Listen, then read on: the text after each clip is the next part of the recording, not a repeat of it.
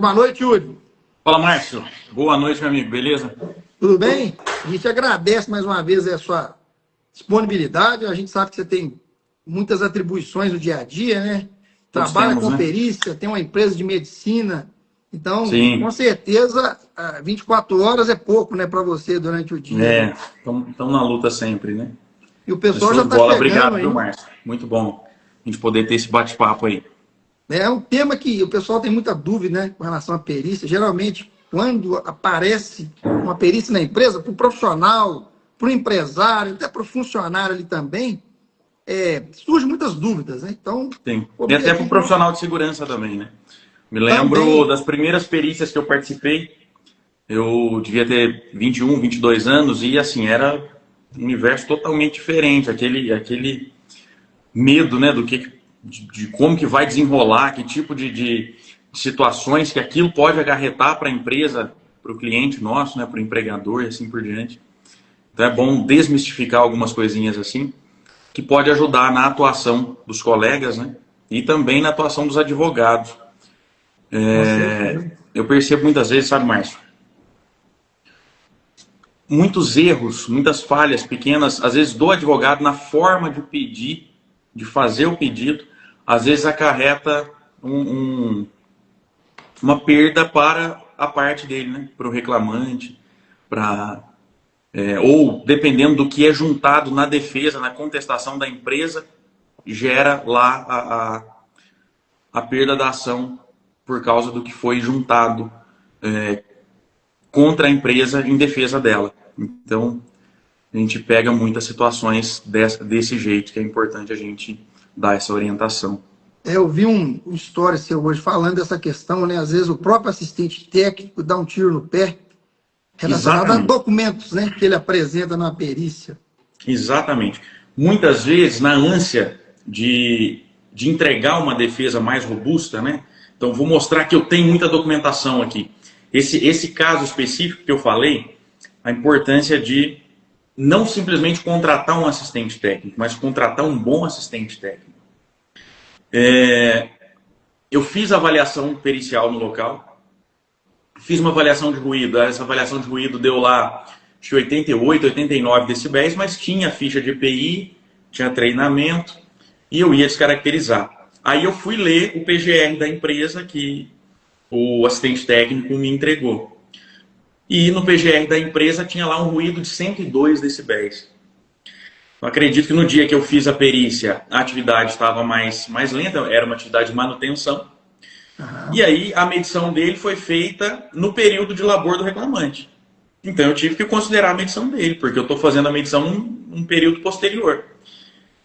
E aí o EPI que ele apresentou na ficha de EPI atenuava 14 decibéis, não era o suficiente para baixar do limite de tolerância. Então a empresa foi penalizada porque ele me entregou esse documento. Senão eu teria que considerar a minha avaliação e com a minha avaliação ficaria abaixo. É uma dica importante. Isso é muito comum de acontecer, essa questão de documentação. Eu vejo também, eu atuo como assistente técnico. Às vezes, assim, a gente tem que se preparar, de fato, né, quando recebe um processo ali, para formular os quesitos também, né?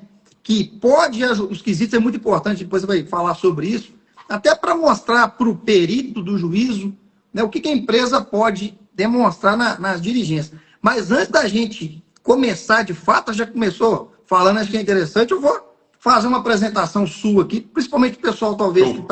que não te conhece, para a gente já Maravilha. começar o bate-papo e aí o pessoal que está participando também pode ficar à vontade para fazer pergunta, para fazer comentários, que aí fica mais emocionante, né, Yuri? O Maravilha. pessoal vai Bora fazer lá. pergunta, né?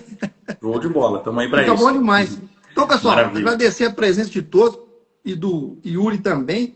Ele que tem aí, trabalha na área de segurança desde os 16 anos de idade, né, com prestação de serviço para empresas, de todos os segmentos. Ele acumula aí mais de 15 anos de experiência.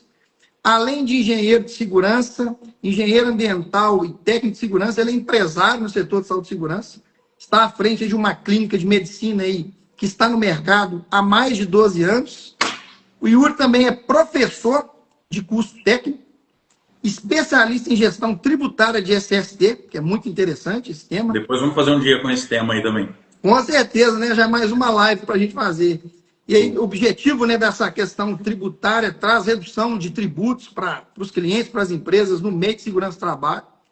E é perito da Justiça do Trabalho, atuando em mais de centenas aí de perícias judiciais de insalubridade e também de periculosidade, além do acidente de trabalho também, que pode, né, gerar perícias aí, técnicas. Perfeito. William, eu gostaria que você, né, complementasse, falasse, fizesse uma introdução da expectativa sua, desculpa, Yuri, da expectativa sua para a live e também por que você escolheu trabalhar com segurança do trabalho. Vamos lá. Como você falou, eu comecei muito novo na segurança do trabalho. Comecei a atuar com 16 anos, eu comecei a estudar com 15. Comecei o curso técnico na época junto com o ensino médio. Por acidente, por acaso, minha irmã descobriu que ia ter um curso técnico na escola lá perto de casa. Falou, você vai fazer esse curso aqui porque é um negócio que trabalha pouco e ganha muito e vai dar certo. E ela fez minha inscrição e eu caí de paraquedas lá. Nem imaginava o que era. E felizmente foi algo onde eu me encontrei, né? Onde eu consegui progredir, consegui avançar, consegui me aprofundar, gostar do que eu faço, né? E aí comecei a minha atuação, comecei a minha empresa. Eu ainda não tinha feito 19 anos, 18 para 19 anos, foi quando eu comecei a dar aula em curso técnico também. E depois, com 21, 22 anos, eu participei da minha primeira perícia. Fui como assistente da reclamada, que era uma cliente minha. E com esse medo danado, não tinha a menor noção de como que era, imaginava a fiscalização, que o que ele visse de errado ali, ele podia multar e assim por diante. Não tinha a menor noção do que era. E ao final da perícia, o perito conversou comigo e falou, cara, você é muito novo, você é muito inteligente, faz engenharia, tem muita demanda de perícia, e aí você entra na área aí, eu te ajudo. E aí saí de lá e fui procurar para poder começar a fazer engenharia. E aí iniciei, tranquei um tempo, estava construindo. E aí depois voltei, aí minha empresa já estava estabilizada, já estava num outro momento, mas eu quis. Assim que eu me formei, eu falei, eu entrei por causa das perícias, eu vou tentar ter essa experiência, mesmo que talvez por pouco tempo. E aí entrei, gostei demais, é uma área assim que é uma atuação que eu amo, eu gosto muito de fazer, sabe? Esse trabalho investigativo, poder estar ali representando a justiça do trabalho, né? E aí poder ter uma atuação imparcial. Muitas vezes a gente, como consultor, a gente tem essa oportunidade de orientar a empresa, mas a gente não consegue implantar tudo aquilo que a gente quer. Muitas vezes a gente esbarra em questões financeiras, questões culturais, né? E aí, podendo atuar como perito do juiz, eu tenho essa oportunidade de fazer aquilo que é justo realmente em vista da legislação, né? Então, é uma área de atuação que eu gosto muito, gosto muito. Show de bola, história de vida maravilhosa, né? Pela forma que você conseguiu chegar no ponto que chegou, né? Começando jovem, chega a ser empresário. Isso é muito bom, né? E isso também motiva as pessoas aí que estão começando agora, né? Muitos técnicos novos aí que assistem a gente aí hoje. Acho que serve de motivação para muita gente. Parabéns pelo histórico seu. E sem aqui, dúvida. Ó, pode falar. E a gente tem muitas crenças limitantes, né? Hoje mesmo, fazendo um serviço, um cara me perguntou, falou assim, olha, eu estou terminando engenharia e eu tinha muita vontade de ser perito, porque eu conheço alguém, uma mulher lá na região de BH que é perita, mas já me falaram que só consegue entrar nessa área se tiver só se tiver indicação lá dentro. Falei, eu nunca conheci nenhum faxineiro da Justiça do Trabalho, eu não conhecia ninguém, absolutamente ninguém. Eu consegui entrar, então você consegue também. Se precisar, anota meu telefone aí, quando você estiver formado, se quiser, eu te passo o caminho que eu percorri e pode te ajudar também. Então, isso é muito comum, realmente é importante essa inspiração. E é muito comum também ter essa crença que você falou, é impossível ser um perito. Aqui na região, por exemplo, nossa, a gente via poucos peritos, tinha um ou dois. Hoje você vê um número maior de oportunidades para profissionais. Isso é bom, porque tem conceitos diferentes e até para aquela pessoa que já está atuando muito tempo sair da zona de conforto também, porque tem mais profissionais entrando. E até para os juízes. Uma juíza, eu atuo em 2 varas só. 2 varas do trabalho. Mas uma juíza me falou isso, ela falou assim, olha, eu nomeava muito tempo o mesmo perito. E depois que você entrou aqui, eu comecei a ler os seus laudos, eu tive uma visão e eu estava mal assessorado. Né? Então, por vezes, isso acontece também, né? É bom para todo mundo, esse movimento maior. E hoje em dia também são muitos advogados, né? Muita advocacia trabalhista. Isso acaba gerando mais demandas para o consultor, para o assistente técnico, para o perito. E equalizando também a questão da relação trabalhista, né? Evitando explorações e assim por diante. Ô, Yuri, o pessoal já começou a mandar algumas perguntas aí, isso é muito bom. Mas eu gostaria de fazer uma pergunta inicial, já entrando aí dentro da parte, né, de perícias mesmo.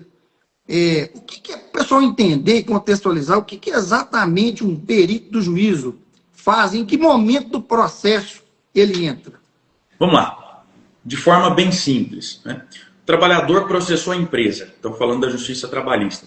O trabalhador processou a empresa, ele alega lá um monte de coisas. Então ele alega, por exemplo, que o cálculo do 13º dele foi errado, por exemplo. O juiz não sabe, entre aspas, ele não tem expertise para fazer cálculo. Então ele vai nomear um perito contador para poder falar para ele, fazer um laudo, se o cálculo foi correto ou não. E aí, entre uma das alegações, o trabalhador alega que ele tinha direito à insalubridade e não recebia. O juiz não sabe se ele tinha direito à insalubridade ou não. O juiz não conhece o ambiente de trabalho dele, o juiz não conhece a fundo as NRs, né, não conhece a parte técnica de uma caracterização de insalubridade e periculosidade, então ele vai nomear alguém que tem expertise nisso. Ele vai nomear um engenheiro de segurança do trabalho para poder ir lá no local de trabalho, fazer as devidas avaliações, as devidas medições, e aí entregar um laudo para ele falando, olha, realmente ele tinha direito de receber insalubridade em grau médio, em grau máximo, ou não, ele não tinha direito a receber, a atividade dele não era insalubre. Tinha um agente insalubre, mas ele foi devidamente neutralizado ou não. Né? Então, basicamente, é nessa fase do processo que a gente atua. A gente entrega esse laudo, depois recebe lá impugnações da parte que não gostou do resultado, né? E aí, terminada essa fase, responde os esclarecimentos e assim por diante, terminada essa fase.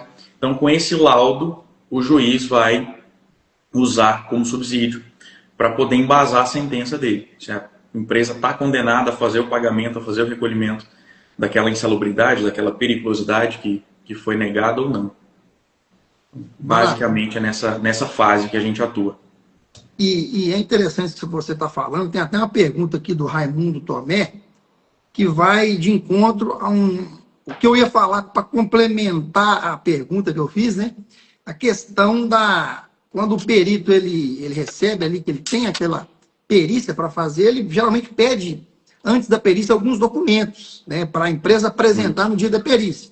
O Raimundo Tomé está perguntando aqui, durante a perícia, quando identifica ali que o PGR da empresa tem alguns riscos reais, né, relacionados ao trabalho, como é que fica a situação da empresa nesse caso? É um documento muito importante, né, tanto o PGR quanto o LTCAT, que é apresentado, o próprio PPT também, que o perito vai analisar.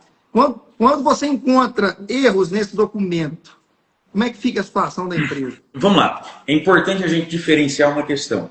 Eu não estou ali na empresa como perito do juiz, eu não tenho atribuição para falar de tudo que está errado na empresa. Né? Então, o pessoal tem um receio, tenta esconder tudo que está de errado ali, o perito ele tem a atribuição para atuar sobre aquele processo específico. Né? Então, eu cheguei na empresa, eu vi lá criança trabalhando, eu não tenho atribuição para poder autuar a empresa por causa disso. Eu estou nomeado no processo, então é aquele reclamante contra aquela empresa, eu vou para avaliar a situação de trabalho dele em como ela se enquadra. Então, basicamente é isso. Então, às vezes a gente vê um PGR extremamente mal elaborado. A princípio, isso não vai gerar uma penalidade para a empresa, certo? Então, não vou penalizar a empresa porque o PGR dela está mal elaborado. Porém, é muito importante que a consultoria ela seja bem feita, a assistência técnica seja bem feita, porque a depender do que me entregam nessa documentação, às vezes a empresa consegue descaracterizar um documento robusto, que tem todas as avaliações necessárias, toda a exposição do que o cara realmente fazia, que tipo de agente ele estava exposto ou não. avaliações que você vê confiabilidade, né? Então você vê lá histogramas de dosimetria de ruído, registro fotográfico, assim por diante. Então tudo isso vai aumentando a evidência para que aquele documento possa ser usado na conclusão do laudo. Agora, quando você vê um documento totalmente mal elaborado, se a empresa está em funcionamento, eu simplesmente vou descartar aquele documento e vou fazer a minha avaliação lá. Agora, se é uma empresa que não está mais em funcionamento, que muitas vezes acontece, né, gente? Que às vezes fazer uma perícia indireta, por exemplo, a empresa não funciona mais, ou aquela unidade, ou aquele setor em que o cara trabalhava já não existe mais. Aí é uma avaliação, a princípio, puramente documental. E aí, se a documentação da empresa não estiver muito bem feita, ela não vai ter o resguardo necessário para descaracterizar aquilo que está sendo pedido. Fatalmente, ela vai ser penalizada. Essa questão também, Yuri, é importante porque, às vezes, o assistente técnico ele vai utilizar o documento ali, o PGR, o próprio LTCAT, para impugnar, por exemplo, uma perícia. Sim. E se o documento não estiver bem elaborado, o perito vai conseguir ali mostrar as fragilidades do documento. Então, por isso que é importante, né, essa questão da consultoria ali. Recentemente eu fiz uma perícia, nesse ponto que você falou, recentemente eu fiz uma perícia em que eu fiz avaliação de calor, e essa avaliação ela deu acima do limite de tolerância e, consequentemente, salubridade em grau médio. E aí veio lá a impugnação, o assistente técnico, ele simplesmente relatava que ele fez uma avaliação outro dia e ela deu abaixo. Olha, foi feita a avaliação, ela deu lá 23,9 graus e assim por diante, então está impugnado. Uhum. Que lastro que tem isso? Que confiabilidade tem essa medição? Uma avaliação sem registro fotográfico feita, ele poderia, inclusive, o assistente técnico, ele poderia ter feito durante o ato pericial, na presença dos advogados, do reclamante, assim por diante. Sem certificado de calibração de aparelho, simplesmente a palavra dele falando que fez e deu abaixo. Não vai ter o menor valor uma impugnação assim para o juiz. Né? É diferente de quando, como eu falei, a gente pega um documento bem elaborado, robusto, com todos os registros de avaliações ambientais, aí sim, muitas vezes até o próprio perito pode deixar de fazer a avaliação dele por entender que há confiabilidade na avaliação que tem ali na documentação. Né? Isso acontece muito, Márcio, com agente químico. Então, o sujeito está lá exposto à sílica. Nenhum perito quer fazer avaliação de agente químico, porque você tem gasto com laboratório.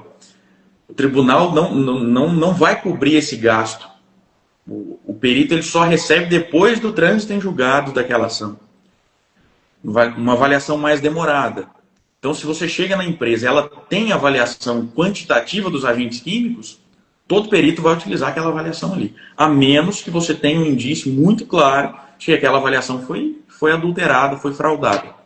Mas, tirando isso, vai ser utilizada a avaliação da documentação. Então, é importante ter realmente essa avaliação ali para resguardar a empresa nesse sentido. Depois eu vou pedir para você explicar para o pessoal que acha que é interessante a diferença do perito para o assistente técnico. Acho que você já colocou no Stories lá, mas seria importante reforçar. Sim. Mas antes, tem uma pergunta aqui. Vamos priorizar a pergunta do público, né? Que é importante. Não tem perguntas não, você me fala aí. Eu vou passar para você aqui agora. A Grazi Nogueira. Ela está falando o seguinte, ó. O fornecimento adequado dos equipamentos de proteção individual pode afastar a obrigação do empregador de pagar o adicional de insalubridade. Obrigado pela pergunta, Grazi. Pode ficar à vontade, Yuri. Pode, mas não é o simples fornecimento. Então, lá na NR6, item 6.5.1, então ali tem pelo menos 8 requisitos que a empresa tem que cumprir para garantir a eficácia do EPI.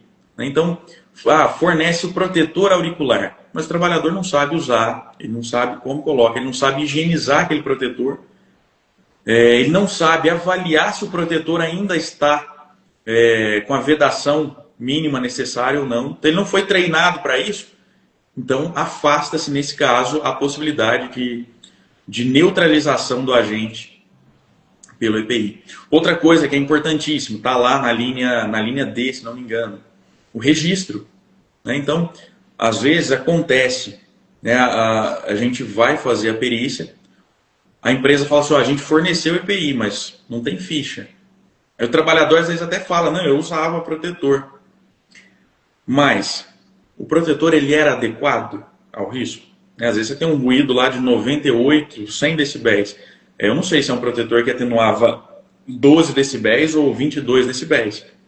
Então, sem o registro, normalmente vai também afastar a possibilidade de neutralização com aquele EPI. Então, tem que avaliar se o EPI realmente era eficaz, se ele foi trocado na periodicidade correta, se o trabalhador foi treinado para isso, para que aí sim possa ser afastado o direito ao adicional de insalubridade pela proteção individual. O que você está falando é muito importante. Eu atuo como assistente técnico das empresas e às vezes a gente atua para a empresa que a gente já presta serviço e às vezes uma empresa que não tem ali uma consultoria, tem um processo e o advogado ali de defesa chama a gente para atuar como assistente para a empresa. E é muito comum isso que você falou da ficha de EPI. Às vezes a empresa fornece o EPI, o protetor auditivo, por exemplo, e às vezes ela não tem um controle de vida útil do EPI, fornece e também não registra ali na ficha de EPI e também não faz o treinamento. Então, assim, já participei de algumas perícias ali, o perito do juízo, o que ele fez? Forneceu lá o protetor auditivo, o colaborador trabalhou 2 anos na empresa, aí forneceu, na ficha de EPI está com fornecimento ali de 1 ano, de acordo com a vida útil, né? E a empresa forneceu no período de 2 anos, mas não registrou. Então ele caracteriza, aí tem um treinamento, né? Tem tudo de acordo com o que pede, né? A NR6, mas aquele período ali que não tem na ficha de EPI, ele caracteriza como insalubridade e o período que está atenuando, ele não caracteriza. Então, às vezes, a empresa ela faz ali o papel de fornecer, mas não registra, não treina, não faz o controle de vida útil. E é um trabalho que, para nós profissionais de saúde e segurança, a gente tem que levar isso para essa mudança de cultura das empresas, para ter um profissional para fazer esse controle aí dentro da organização. Às vezes, até com um profissional de segurança dentro da empresa, ele não tem essa expertise, esse conhecimento que não é tão difícil assim de fazer esse controle e acaba fazendo com que a empresa, né, tenha prejuízos financeiros, né, Yuri? Recentemente me aconteceu exatamente isso, uma perícia que eu fiz por ruído. Todo mundo na empresa trabalha com protetor e tudo mais, mas a ficha do reclamante tinha um EPI, tinha um protetor na admissão. O fabricante falava que a vida útil daquele EPI era de no máximo 6 meses, ele ficou lá 1 ano e meio. Então, descaracterizou-se esses primeiros 6 meses, mas depois eu não tenho subsídio para garantir que realmente foi trocado na periodicidade correta. A empresa fica à mercê. A empresa, inclusive, tem 2 ou 3 técnicos internos, né? Mas eles têm muitas atribuições ali dentro também. Então, às vezes, precisa de uma consultoria externa para poder fazer essa gestão, né? É um trabalho mesmo de gestão. Às vezes, o técnico interno ele tem muita rotina ali dentro e acaba não conseguindo dar a devida atenção a isso, né? Agradecer a participação do pessoal aí, que está muito bacana, Bianca, Lívia, o Wilder está perguntando aqui, Yuri, qual o passo a passo para se tornar um perito na área de SSO? Um abraço. Boa. É o Wilder engenheiro? Esse mesmo. O Wilder foi da minha sala no ensino fundamental. O Wilder, né? Nós somos colegas. Eu dei aula para o Wilder no Unilavras, quando ele fez a pós em segurança. Aí conhece o Wilder também. Foi um colega ali na 6ª, 7ª série.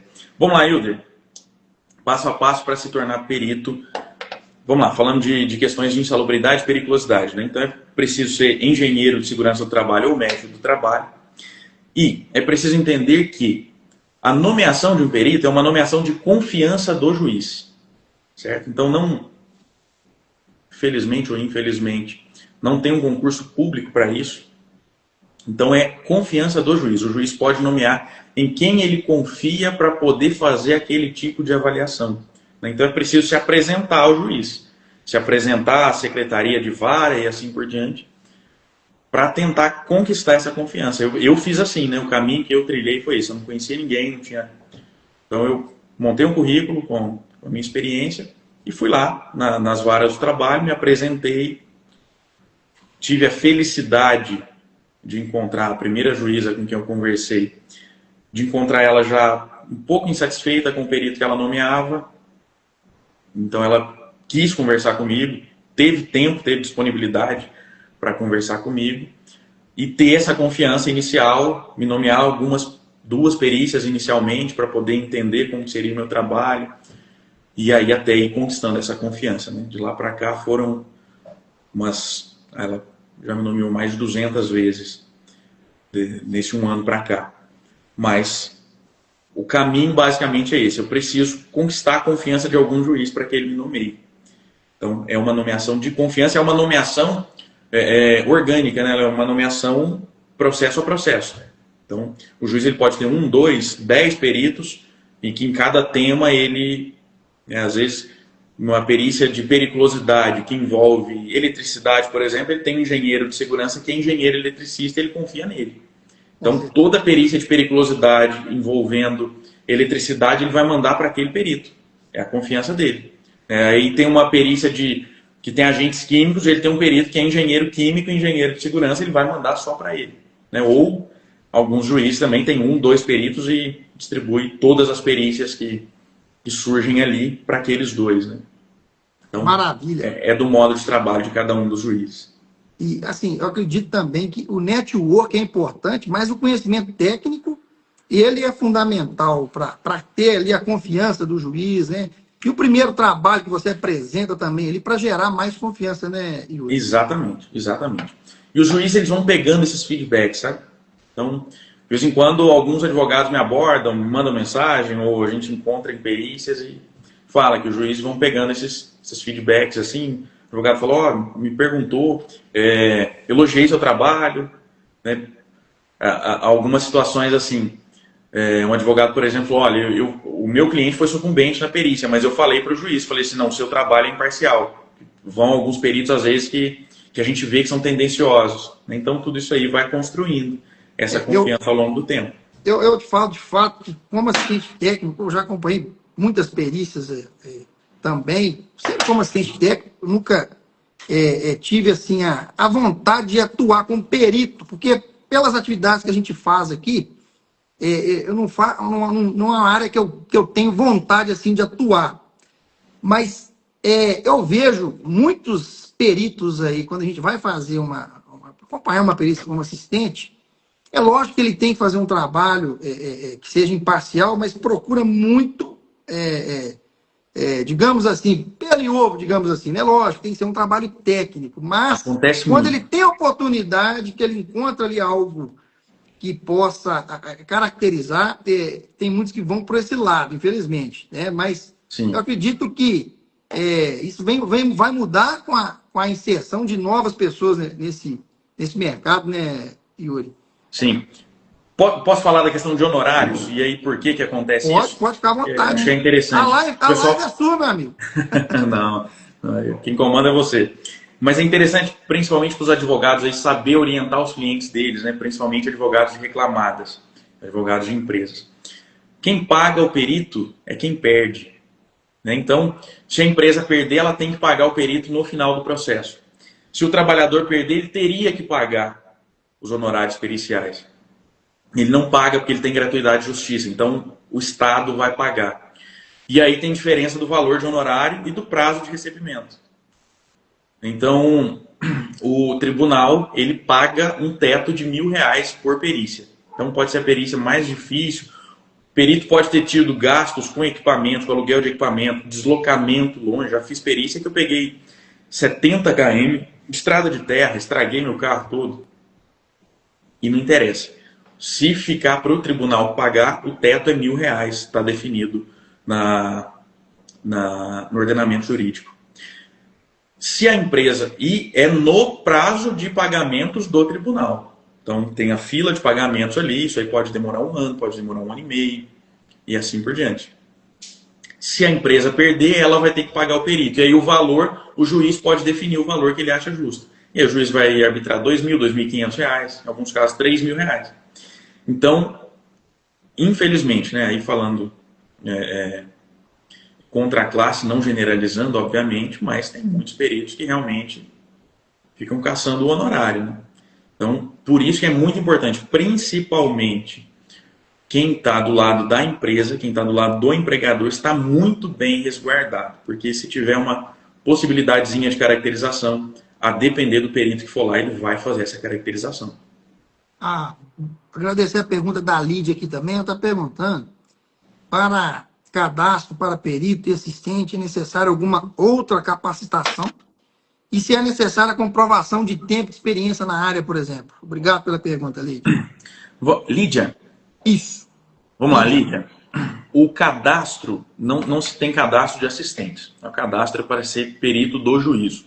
A gente faz um cadastro na seara em que você quer trabalhar, né? Então, eu tenho meu cadastro lá na Justiça do Trabalho, você pode se cadastrar na Justiça Civil e qualquer área da Justiça. Então, nesse cadastro, vai como que um mini currículo. Então, pede os seus diplomas, você vai digitalizar os seus diplomas, vai pedir para você elaborar um mini currículo ali, apresentando seu tempo de atuação e assim por diante. Não que aquilo ali vai necessariamente ser um divisor de águas, mas você entrega essas informações para que o juiz as tenha. Mas no caso específico da Justiça do Trabalho, como eu falei anteriormente, a nomeação é de confiança, né? Então, ele não vai fazer sorteio, ele não vai pegar lá a lista e falar, bom, vou nomear esse aqui que eu nunca vi, mas parece que ele é bom. Então, é uma nomeação de confiança. Então, via de regra, ele precisa conhecer antes o perito para isso. Agora, para atuar como assistente técnico, e até entrando no que você falou aí, Márcio, no início, né, a diferença do perito do juízo para o assistente técnico. Então, está justamente nisso. É quem nomeia. Então, o perito do juízo, ele é o expert nomeado pelo juiz. É alguém que o juiz fala, eu confio nessa pessoa para ir lá fazer a avaliação para mim.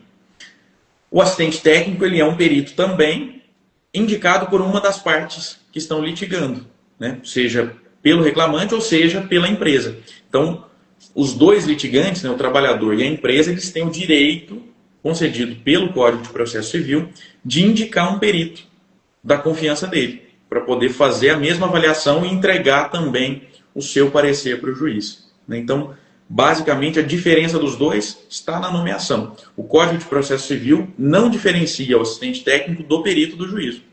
Os dois têm a mesma prerrogativa. A diferença, né, e aí muitas vezes pode gerar uma grande diferença na prática, é que o perito do juízo ele tenha já a confiança daquele juiz. Mas se o trabalho do assistente técnico for bem feito, o juiz pode descaracterizar o parecer do perito dele e acatar o parecer do assistente de uma das partes. Um dos juízes, né, o segundo juiz que me nomeia, ele passou a me nomear depois de uma impugnação que eu fiz.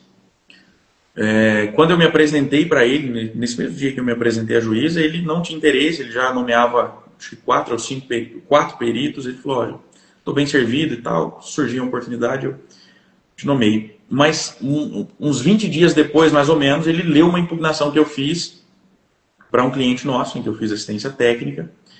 Ele não sabia quem era que tinha feito a impugnação, mas ele perguntou para o advogado da empresa, falou, quem fez essa impugnação aqui, que ela está muito melhor do que o laudo do meu perito. Aí tinha o meu registro lá, ele lembrou que eu tinha ido lá conversar com ele e começou a me nomear a partir daí.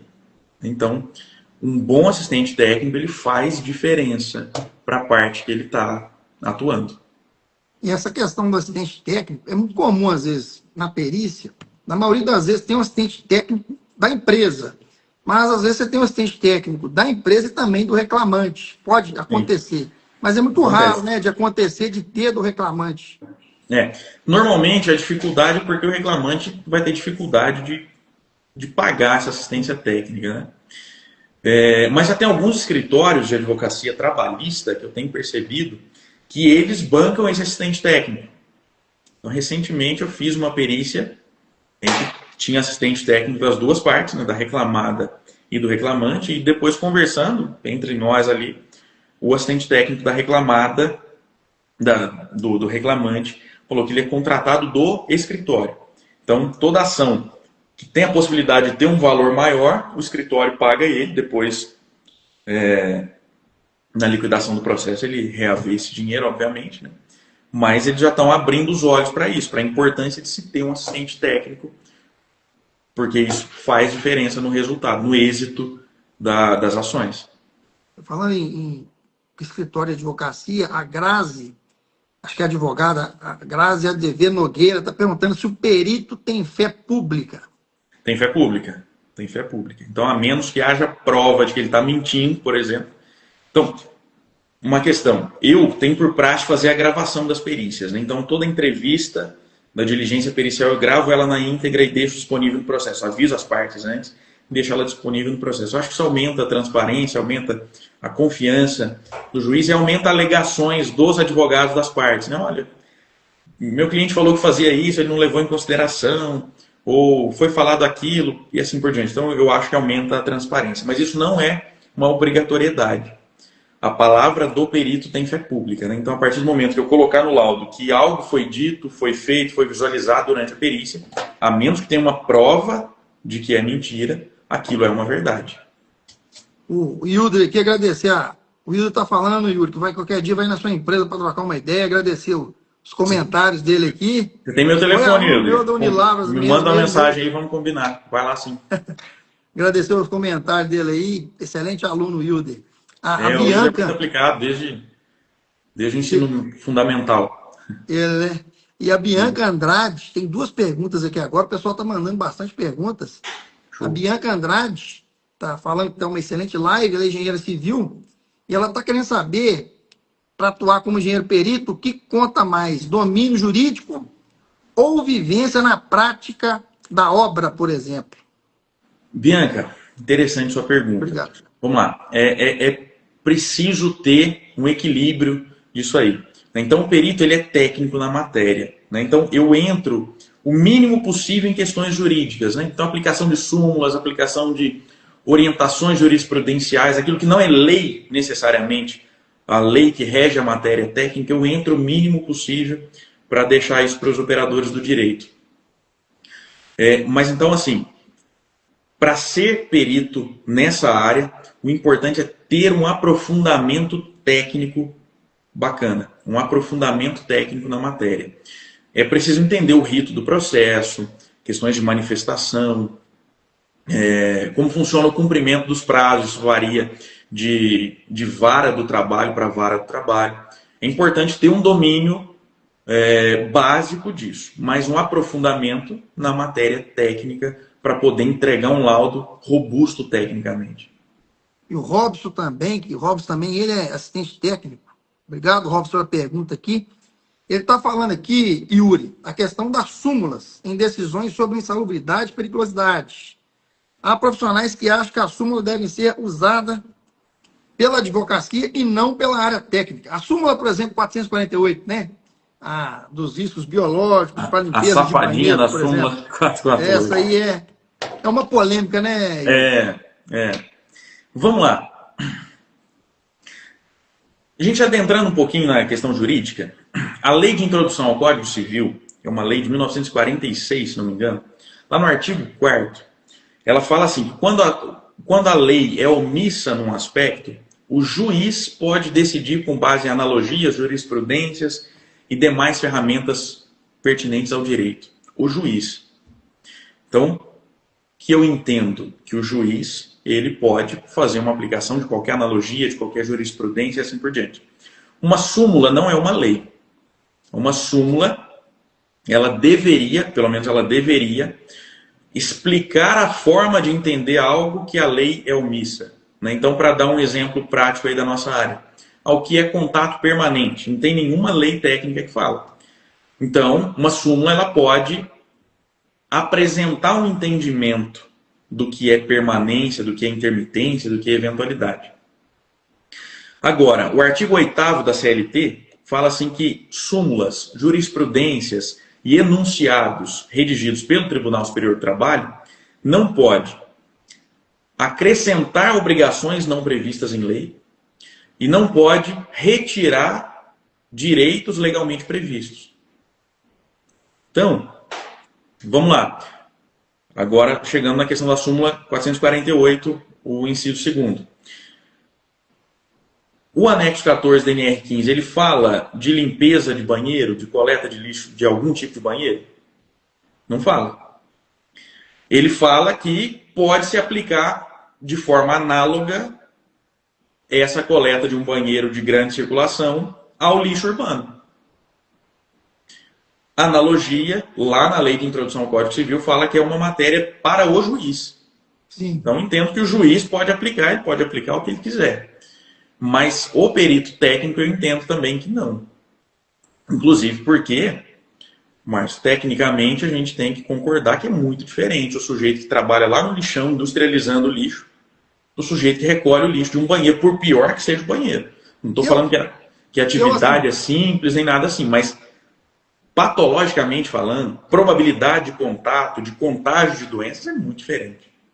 Eu acredito que tinha que ter uma revisão na NR15 e inserir essa questão lá, porque eu acho assim, dependendo da atividade, limpeza de banheiro de grande circulação, às vezes o banheiro é pouco movimentado, né? Eu vejo perícias aqui de loja, com 1, 2 funcionários, que o público às vezes não acessa aquele banheiro, e já vi perito enquadrar. Então, essa questão, talvez para alguns locais, eu acredito que você enquadrasse como 20%, o que não é possível hoje, fazesse uma revisão e colocasse. Alguns peritos, já discuti com alguns peritos em perícias essa questão, e eu acho que seria a questão mais viável, assim, né? Você tem, por exemplo, banheiro de rodoviária, que é bem movimentado, mas não se compara com a atividade de um gari, por exemplo, de um coletor de lixo. Nunca vai ser igual, nunca vai ser igual. Nunca que vai ser lá igual. tem pérfuro cortante, tem gases, né, lá no lixão e assim por diante. Às vezes, eu às vezes comparo isso com o pessoal. Falo, por pior que seja a limpeza de um banheiro, por pior que seja a condição, ninguém tem contato com o material biológico, mesmo que não tenha EPI. Sim. Tem papel sujo, usado, jogado no chão. Ninguém coloca a mão. O trabalhador, não tem EPI, ele junta lá com a vassoura, ele joga água, ele passa uma escova, mas ele não tem contato com o material biológico, como é o caso, por exemplo, do sujeito no caminhão de lixo, lá no lixão. Então, essa analogia, tecnicamente, inclusive a Fundacentro já se posicionou também, que tecnicamente ela é muito diferente, é uma atividade muito diferente. E aí gera uma insegurança jurídica, né? E aí nós, como consultores, a gente fica à mercê disso. Né? Você tem que orientar o seu cliente. Você tem que pagar ou não tem? Não tem na lei, mas o juiz pode enquadrar. O perito, na maioria das vezes, enquadra. Eu não enquadro, eu não faço aplicação de súmula nessa questão. Mas eu entrego as informações para o juiz, né? Olha, realmente limpava o banheiro era utilizado lá por 30 pessoas, limpava 1, 2 vezes por dia, gastava tanto tempo, tinha EPI ou não tinha EPI, coletava o lixo ou não coletava, entrego as informações para ele prolatar na sentença. Mas é uma insegurança jurídica, né? E aí tem juízes, então uma juíza com quem eu atuo, ela, a partir de 25 pessoas, ela enquadra todo mundo. Falar que limpava um banheiro usado por pelo menos 25 pessoas, tem enquadramento. Aí às vezes isso vai... Está muito comum agora, né? Passou de 25, já está enquadrando. Isso tem sido comum em primeira instância. Agora o que eu tenho visto, Márcio, que em segunda instância isso tem se revertido muito, viu? Tem se revertido muito. Peguei alguns acórdãos recentemente que falavam que é só a partir de 100 pessoas.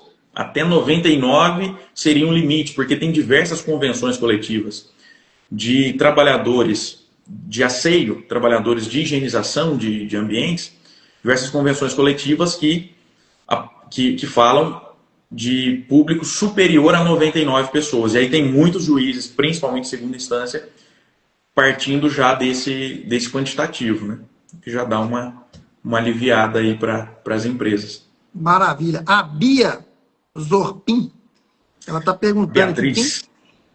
Beatriz. Ela está perguntando quem pode acompanhar uma perícia trabalhista. Aquela dúvida se o técnico de segurança pode acompanhar. O pessoal sempre fica na dúvida. Vamos lá. Obrigado, Beatriz. Não existe suspeição para assistente técnico. Então, o assistente técnico ele é alguém de confiança da parte, do reclamante ou da empresa. Ela pode nomear em quem ela confia. Pode nomear um técnico? Pode. Pode nomear um engenheiro? Pode. Então, é de confiança da parte. Para ser perito do juiz, tem que ter o curso superior e ter a habilitação que o artigo 195 da CLT exige, né? Como engenheiro de segurança ou médico do trabalho. Mas para ser assistente técnico, e inclusive já vi diversos técnicos de segurança que assim, dão um banho em muito engenheiro ao fazer assistência técnica, ao fazer o parecer técnico posterior à perícia, para impugnação. Então, o técnico é habilitado também a fazer esse tipo de trabalho. E que é rentável, né, Márcio? Oi? E que é bastante rentável, né? Sim, com certeza. Quem atua bem com assistência técnica, quem se aprofunda nessa área, consegue ganhar um bom dinheiro aí Tem participando das muita perícias. demanda porque hoje é muito comum se levar as empresas na justiça. Está muito Tem escritórios de advocacia especializados em captar o cliente, né? Às vezes já fica na porta da empresa ali para solicitar os serviços ali e falar dos direitos também. Sabe que eu... Eu vi aqui em Lavras, a gente já viu algumas propagandas de advogados. Às vezes, você trabalha com a limpeza de banheiro, você tem um adicional, isso está muito comum hoje. Então, com certeza, a demanda tá muito atrativa, né, para esses Sim. profissionais. E, Yuri, eu queria te perguntar uma situação aqui com relação a erros. Esse período desses anos aí que você vem fazendo perícias aí, quais os erros mais comuns que você encontra quando se fala de documentação que pode provocar o adicional de insalubridade ou até mesmo periculosidade? Vamos lá. Muitas vezes, Márcio, a gente encontra documentação com agentes quantitativos sem quantificação. Isso é um prato cheio para o perito. Então, a documentação reconhece, por exemplo, que uma atividade tem vibração, mas essa vibração não está quantificada, é um agente quantitativo. Então, isso aí já indica uma má gestão, né? Você encontra a qualificação de um agente químico que tem limite de tolerância, né? E aí não tem quantificação desse agente. Então, esse é um tipo de erro que é bastante comum. E principalmente se a empresa tiver fechada ou se aquele setor já tiver modificado, isso aí, esse ônus é da empresa, ela que teria que ter feito a medição lá atrás. E ela não apresenta, não fez, ela vai ser penalizada por isso. Isso acontece muito. Muitos erros de fichas de EPI, né? Então, um erro extremamente comum. Soldador. Então, às vezes, usa-se lá uma máscara de solda para todo mundo. E na ficha do trabalhador não tem máscara de solda. E aí, a máscara que foi fornecida para o cara que trabalhou até 2 anos atrás era certificada? Ela estava dentro do prazo de validade? Não se sabe. Não tem registro. O direito não ajuda quem dorme. Cochilou, o cachimbo cai. Então, principalmente soldador. E às vezes, o cara tinha os EPIs. Tinha, mas não tem registro. Então, isso acontece muito. Falta de comprovação de treinamentos. Então, tem os EPIs, mas não tem treinamentos. Então, na maioria das vezes, isso vai também desqualificar. E isso mostra também a importância do assistente técnico para o reclamante, né? Porque o assistente técnico ele tem a expertise, ele tem o olhar técnico para conseguir olhar isso e saber direcionar. Né? Saber direcionar desde os quesitos, desde a forma, às vezes, do advogado pedir. Né? Uma situação que me aconteceu recentemente. O advogado pediu insalubridade. Fui fazer a perícia de insalubridade. O sujeito recebia insalubridade em grau médio e pleiteava grau máximo. E aí, na fundamentação do advogado lá na petição, tinha foto dos banheiros da empresa, que era uma condição realmente muito ruim. Banheiro com porta quebrada, e assim por diante. Terrível, muito, muito ruim. Só que o cara não limpava banheiro, ele trabalhava na produção. Então eu fiz a perícia, eu realmente encontrei uma insalubridade de grau médio, manteve-se. Mas o que o advogado queria pedir, na verdade, é uma condição degradante de trabalho, que não era uma insalubridade. Então não existe previsão de adicional de insalubridade por banheiro em más condições. Então, se ele tivesse pedido um dano moral por más condições de trabalho, aí o juiz teria nomeado uma perícia para avaliar o descumprimento da NR24. Aí sim eu ia colocar isso no laudo e isso ia embasar o ganho de uma indenização por parte do trabalhador, como diversas vezes isso acontece. Mas saber pedir. Às vezes o sujeito faz abastecimento de veículos, abastecimento de líquido inflamável lá na transportadora, por exemplo. E o advogado entra pedindo insalubridade por isso. Se tivesse pedido periculosidade, ia ganhar. Mas o perito ele tem que se ater ao objeto nomeado. Mas se eu fui nomeado para avaliar insalubridade, só posso avaliar os 14 anexos da NR15. Se eu fui nomeado para avaliar periculosidade, eu vou avaliar os anexos da NR16. Então, são erros que que por vezes a gente encontra por aí, a gente vê que por má assessoria, uma parte é prejudicada. Essa questão que você falou aí da má gestão da documentação, às vezes é muito comum, até que você tem a presença do técnico ali na empresa. A gestão, por exemplo, de entrega de EPI, de treinamento de EPI, que pode ser dado dentro de uma integração de segurança, esses controles às vezes não tem, a empresa não tem, e às vezes a gente é chamado para ser assistente técnico, a gente chega na empresa, né, que a gente não presta serviço, tem um profissional lá, você fala, ó, com certeza, tem um profissional de segurança aqui, vai ter a ficha de EPI, vai ter a ficha de registro de treinamento, vai ter o controle de vida útil do EPI, e não tem uma coisa básica para um profissional de segurança, né? A organização, a gestão disso tudo aí. Agora, a gente falou da parte ruim relacionada que você encontra nas empresas. E o que evidências e indicadores aí que você encontra, que você valoriza numa perícia também, por exemplo, para não atuar a favor da empresa, né? Mas para mostrar ali dentro do seu laudo ali que realmente a empresa neutraliza aqueles riscos ali que possam ter no ambiente de trabalho. Que tipo de documento, que às vezes que até mais do que a norma pede, algumas empresas fazem controles ali mais robustos ali, que você possa trazer de exemplo para a gente. Desde o momento que eu entro na empresa, eu estou avaliando tudo, né? Nem tudo aquilo ali vai entrar no meu laudo, mas tudo que eu vejo ali vai me ajudar a formar o meu convencimento, né? Então, nem tudo a gente consegue exprimir no laudo, não tem como, mas tudo aquilo ali está me pendendo a um lado, né? Então, a partir do momento que você entra na empresa, você já vê que existe um procedimento de segurança para a entrada. Né? Uma área produtiva, por exemplo, só pode entrar com os devidos EPIs, mesmo o visitante. Então, tudo isso aí já está me ajudando a ver que a empresa ela segue corretamente. Se ela segue com o visitante, é de se esperar que muito mais com os trabalhadores. Como eu falei no início, a documentação robusta com as devidas quantificações de todos os agentes. Então, tudo isso aí vai me mostrando que é uma empresa que investe nisso e que provavelmente ela conseguiu neutralizar os agentes nocivos que possivelmente tinham ali. E uma coisa, Márcio, que muitas vezes também eu acho tanto erro quanto acerto. Tem-se os dois lados. É na entrega de creme de proteção. Então, mecânico a gente sabe, ele não consegue trabalhar com luva porque ele precisa do tato. Aí tem lá na ficha de EPI dele, lá ele trabalhou 2 anos, tem 2 potes de creme. E às vezes ele tinha durante todo o tempo. Mas a empresa não consegue evidenciar isso. Você vai procurar no armário dele, tá os 2 potes lá que ele nunca usou. Exatamente. E a empresa não consegue evidenciar esse fornecimento. O que eu muitas vezes oriento os meus clientes? A fazer esse fornecimento coletivo, porque existe um dispositivo na NR6, não vou lembrar de cabeça agora qual é o item, mas que permite esse fornecimento coletivo, tanto de creme quanto de EPI descartável. Então coloca lá um dispenser, semelhante ao dispenser de álcool em gel, por exemplo, e documenta isso. Não precisa documentar na ficha de EPI de cada um, mas uma vez por mês faz uma ata, pede para alguém assinar ali e vai juntando isso ao longo do tempo, de que em todo o período ficou disponibilizado.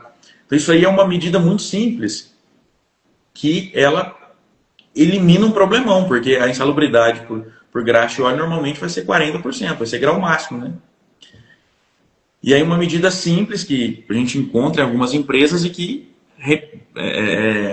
reduz um problema enorme para essas empresas, né?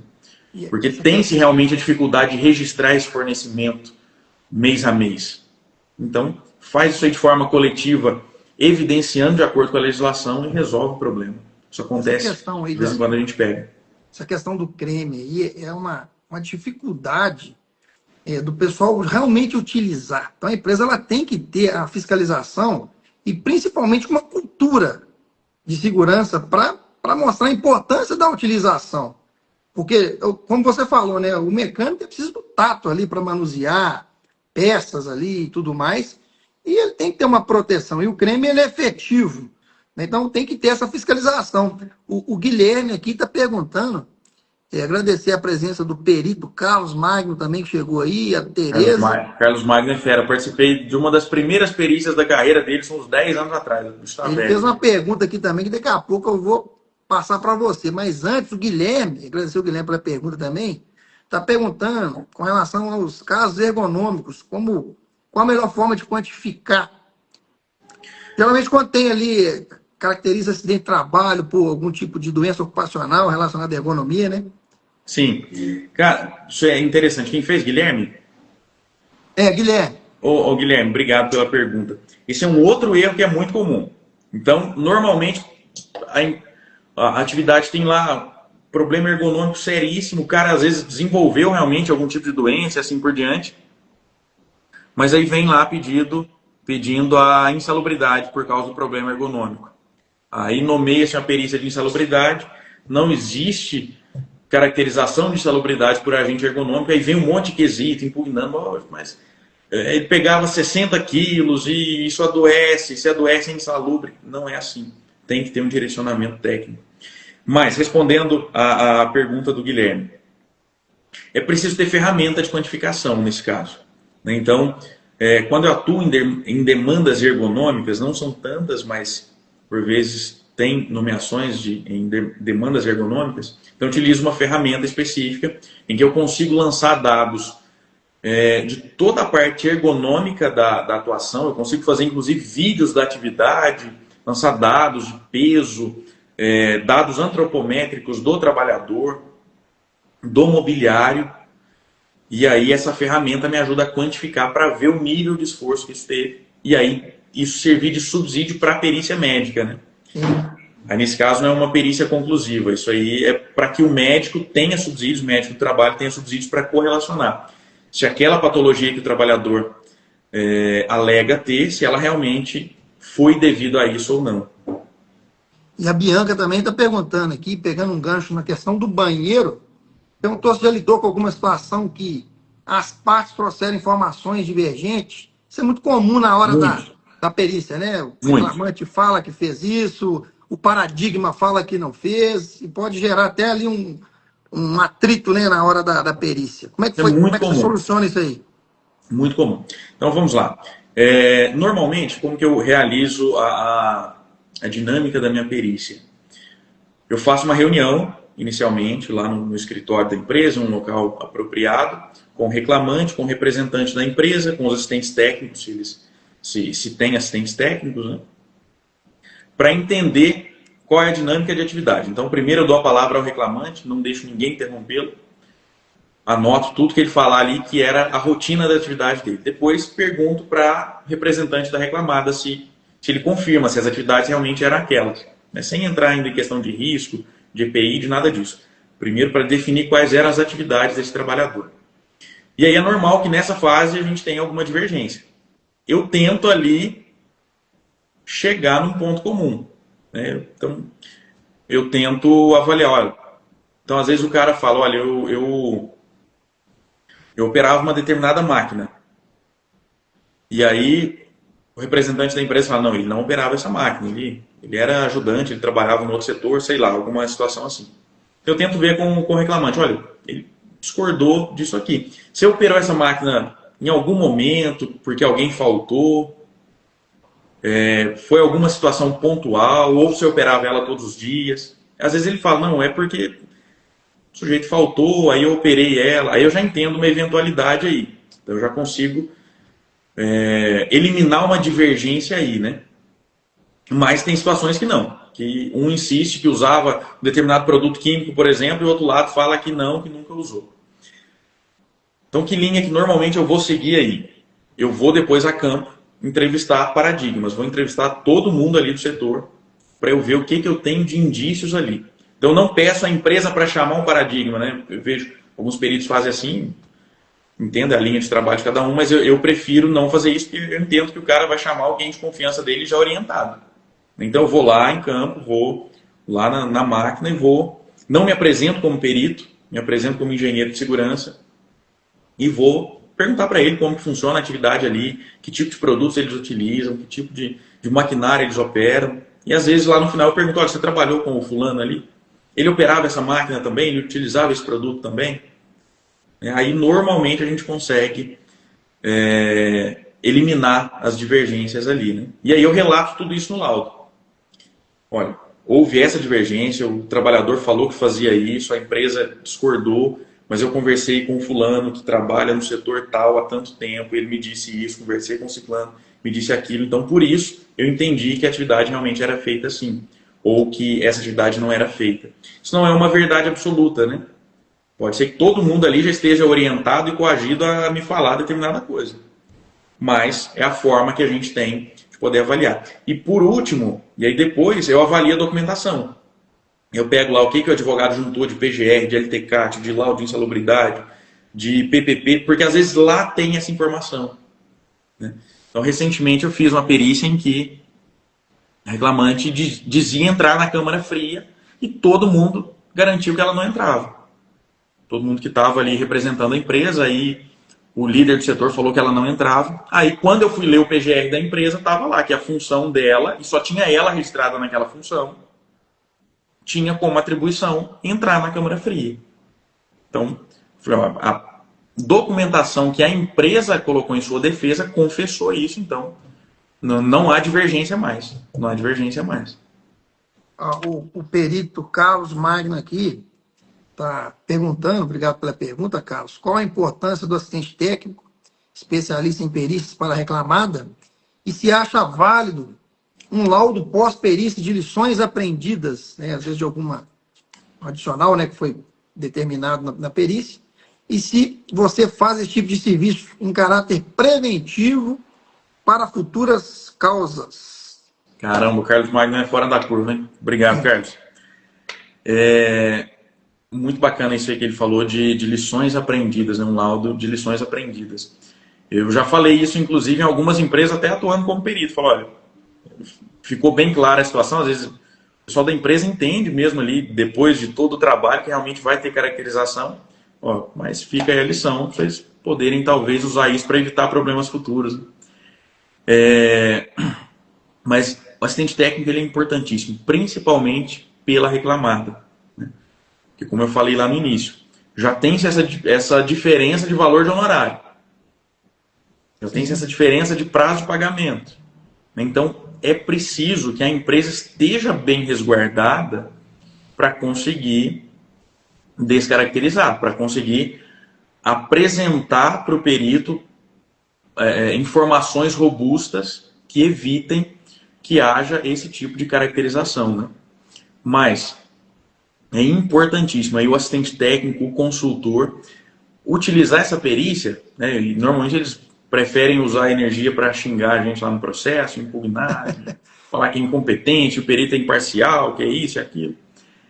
Mas usar essa perícia como uma lição para evitar problema futuro, né? Porque às vezes naquela função ali que houve uma caracterização, tem mais 10 que fazem aquela função. Se tiver mais 10 processos, vai perder os outros 10. Então, utilizar aquela perícia ali como uma lição realmente, para poder ver o que precisa ser alterado, o que precisa ser mudado, e aí evitar problemas futuros. Então a gente faz isso lá na minha empresa, né? Com certeza você faz lá na sua também, na TestMed, na Matriz Engenharia. Para os clientes a gente dá consultoria, né? A gente tenta ao máximo evitar o problema, nem tudo é evitável, obviamente, mas aí a partir do momento que a gente tem uma situação assim, a gente consegue depois corrigir a rota e evitar problemas similares no futuro, né? O Fernando também fez uma pergunta interessante aqui, Yuri. Em cima do assunto que você falou aí de câmara fria, ele está perguntando a questão do EPI para câmara fria, né, com relação à neutralização desses equipamentos de proteção individual, que é muito comum, às vezes, a gente chegar em algumas perícias, ter só ali a japona, não tem os outros EPIs, né, que é fundamental. Também, às vezes, aquele EPI para tipo de temperatura também, ele não vai neutralizar. Como é que tem sido essa questão aí de câmara fria? A NR6, ela trata que EPI para frio é para o corpo inteiro. Então, é muito normal que a empresa disponibilize lá uma japona e quem vai entrar na câmara veste aquela japona e tem a falsa sensação de que está protegido.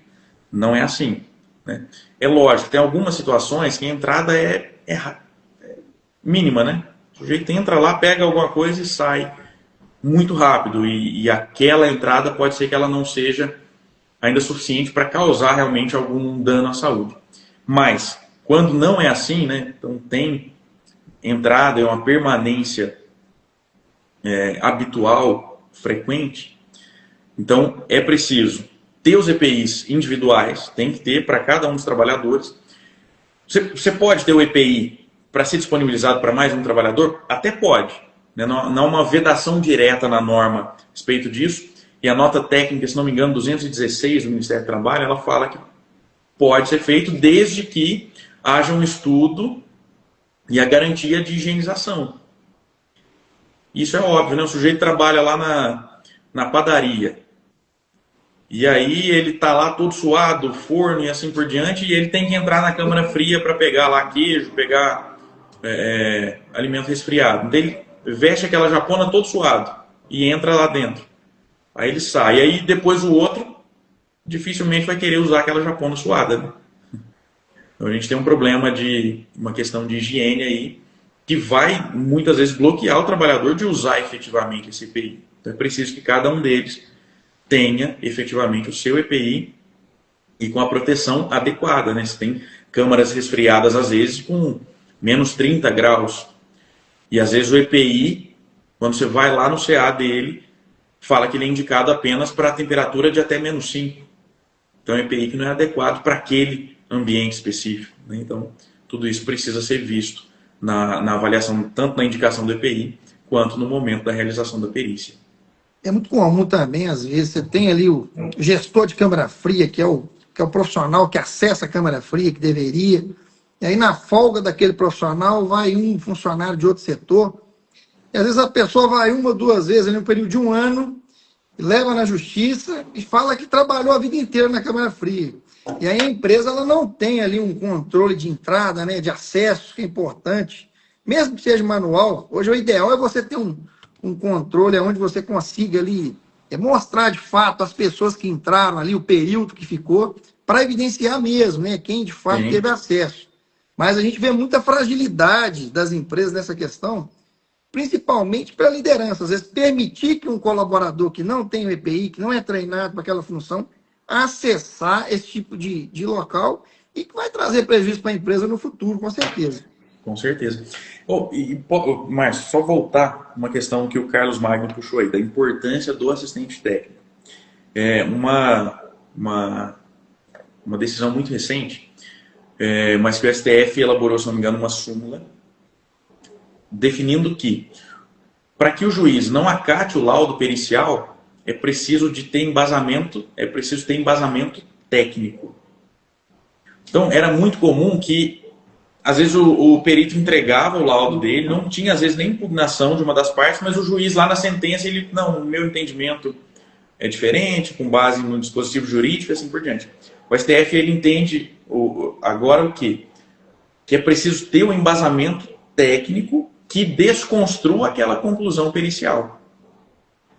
Então, se a empresa não tiver um assistente técnico com expertise no tema, para apresentar tecnicamente por que aquela conclusão pericial do perito do juízo foi incorreta,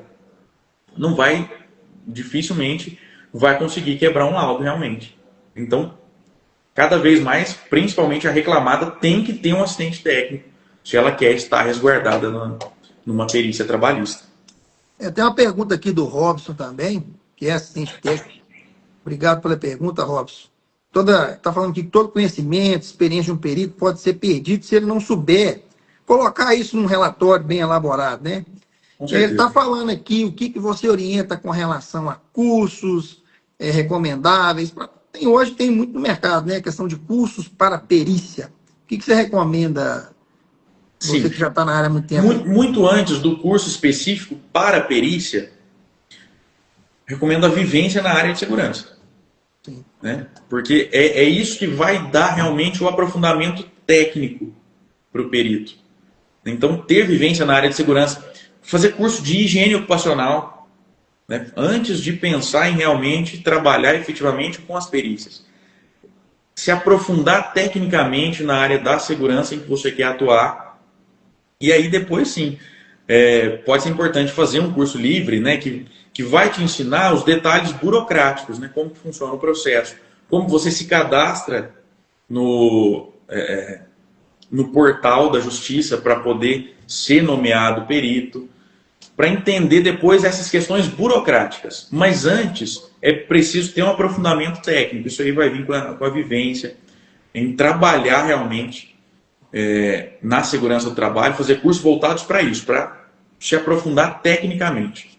E depois pensar em fazer curso específico da perícia judicial.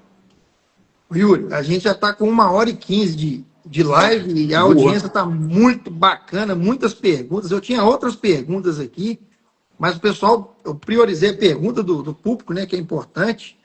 Eu gostaria de agradecer você pela participação e gostaria que você deixasse uma mensagem final, né, principalmente a orientação, o que você, como perito, orienta para as empresas, principalmente a gente pensando na saúde, né, do colaborador, na segurança do colaborador no ambiente de trabalho. Deixa uma orientação para os empresários, para o profissional da área de segurança, de como que ele deve, o que ele deve priorizar, né, com relação a esse tema que a gente está falando hoje. Márcio, em primeiro lugar, eu que te agradeço, viu, pelo convite. A gente já tinha ensaiado isso há um tempo, né, e não deu certo antes, agora... Ano, né? Mas deu certo e estou sempre à disposição. Sempre que quiser a gente pode repetir. É muito importante que o empresário ele tenha conhecimento, tenha entendimento do que custa para ele as falhas da segurança, né? E quem tem a obrigação de ensinar isso para ele, quem tem a obrigação de quantificar isso para ele é o profissional de segurança, né? Então, cada vez mais eu busco com as empresas em que eu presto consultoria trabalhar números, valores financeiros, né? Então, às vezes uma economia no EPI, quanto que ela pode gerar num processo, né? E a perda de um processo, quanto que ela pode gerar se a gente tiver um processo coletivo de todo mundo ali daquela área, daquele setor. Então, tudo isso aí vai mostrar para o empresário que aquela conversa que a gente tem, que todo profissional de segurança tem, segurança não é custo, segurança é investimento. Mas investimento de quanto para receber quanto? Ou para evitar perder quanto? Então, a gente precisa aprender a quantificar isso.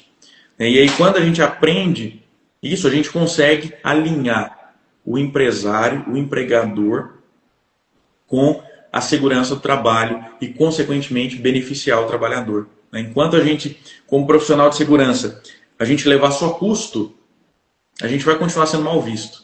A gente vai continuar sendo visto, às vezes, como um mal necessário, né? Mas, a partir do momento que a gente aprender, que o profissional de segurança aprende a mostrar que ele leva lucro para a empresa, que ele evita perdas, e evitar perdas é aumentar a lucratividade da empresa, a partir desse momento ele passa a ser bem visto.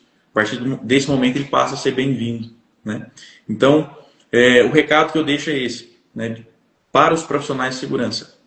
Aprender a entender, a falar a linguagem do empresário, aprender a quantificar os resultados, para que aí sim a gente passe a ter uma maior valorização na nossa área, né? Nas perícias, não deixem, né, principalmente as empresas, não deixem de ter um assistente técnico bom, um assistente técnico com expertise. Não contrate qualquer pessoa. É muito comum ter um assistente técnico lá na perícia que ele está ali só para fazer volume, só para a empresa falar que ela... só para passar a falsa sensação para a empresa de que ela está mais segura, de que ela está sendo bem defendida, e ele ali, às vezes, ele não ajuda em nada, ou talvez, como eu contei lá no início, talvez ele até atrapalhe. Não, mas contrate um assistente técnico que realmente tenha expertise para evitar esse tipo de passivo aí. Show de bola! Foi muito bom a live, deu uma audiência muito boa, bacana demais. Agradecer o pessoal pelas perguntas aí, pela participação. Agradecer você mais uma vez, Yuri, pela disponibilidade de tempo. Obrigado. E aí a gente já vai deixar, né, a próxima live, a gente vai combinar de estar fazendo sobre outros assuntos aí, né, e com certeza agregou muito valor para todos que participaram aí. Muito obrigado mais uma vez e boa noite para todo mundo. Sempre à disposição. Obrigado a todo mundo que assistiu. Vamos marcar depois uma live para a gente falar da questão tributária, de quanto que a saúde e segurança do trabalho pode economizar em imposto para uma empresa. É um tema aí que pode interessar também contadores, administradores. Pode ser bem bacana. Com certeza, a gente vai marcar isso depois. Já estou ansioso para estar marcando essa live aí, vai ser show de bola também. À disposição sempre. Obrigado, pessoal. William, obrigado. Um abraço, boa noite a todo mundo. Um abraço, Márcio. Um abraço a todo mundo aí. Boa noite, fiquem com Deus, todo mundo. Com Deus, até mais. Tchau, tchau. Tchau.